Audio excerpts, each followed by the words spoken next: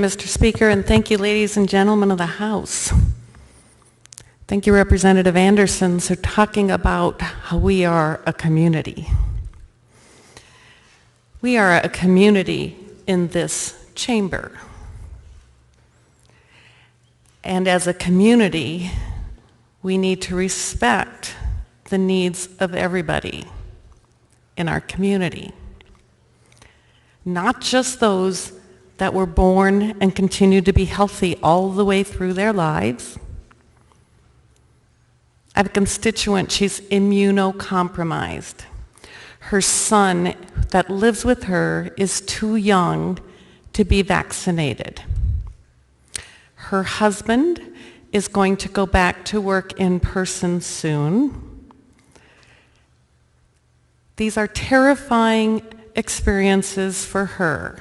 She's not immunocompromised because she ate too much. She is immunocompromised through no fault of her own. And she requires all of us to come together and protect her because we are a part of a community. She's not the only one here in this state who has that problem. She's very vocal about it, but she's not the only one. I know so many people with autoimmune disorders. Again, not because they ate too much or they forgot to take their vitamin D, but because sometimes people get things like MS and ALS and things I've never even heard of until this pandemic. And we need to come together and protect those people as well as those of us who are healthy. When we left here in March, scientists, a year ago last March, scientists didn't really know what was going on. They were learning. And they came to some conclusions that we could probably get ourselves out of this pandemic or allow our communities to open up more if we all wore masks. Did I love wearing a mask? No, I wear glasses. They're fogged up all the time. Not really a fun thing for me. But I did for a couple reasons. Selfish. I had surgery scheduled. You can probably see my eyes look really bad. I had it scheduled for March 4th. I wanted to be healthy. I wanted to be able to go in and get my surgery done. I'd put it off for 8 years. I think it's fair that I had the right to protect myself, and I worked really hard to do that.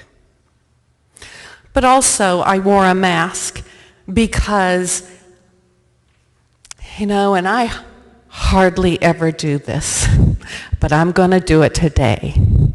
I went to Sunday school for a long time, and I'm going to tell you something that I learned in Sunday school and something that I will carry with me forever.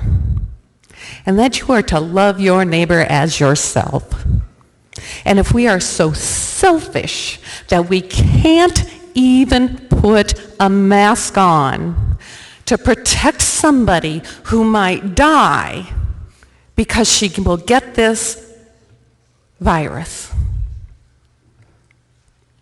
We're here to represent not only the popular interests of our constituents, but we are here to do the right thing by our communities. A pandemic is a very dangerous situation that so many people didn't really grasp. Not all of us could save ourselves by our youth. Not all of us could save ourselves by our health, by taking vitamin D, by losing weight, by whatever. Some people needed the protection of all of us, of each and every one of us stepping up to the plate. And when I came in here and I saw so many people unwilling to do that, it just made me sad.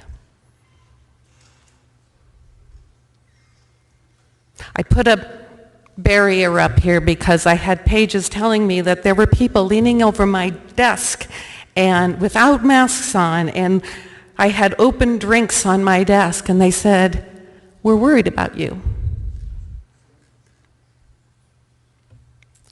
They were a part of my community that I'm proud of.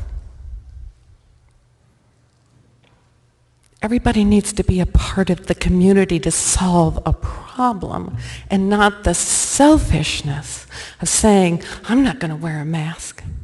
Masks aren't perfect. My daughter taught in a camp last summer. She had 5-year-olds, and she came away from the first day and she goes, "Mom, 5-year-olds eat their masks." They're not perfect. But we didn't have all the solutions. Now we have something great. We have a vaccine. I'm fully vaccinated. I'm happy. I'm happy everybody in my family is fully vaccinated. I'm following the CDC guideline. They say I don't have to wear a mask anymore. I'm not. But we're part of a community. Our community is large, it's small, but we're a part of a community. I'm here because when I wear a mask, I want to protect you. And I hope there's a part of you that might want to protect your neighbor. Just a small part of you that might want to make sure that that woman who lives in my community and is so worried about her husband going back to work and her son going to school and what they're going to bring home, because her immune system is so seriously compromised that even with all the protections, she could be in danger. Let's care about her. Let's care about my good friend who has ALS.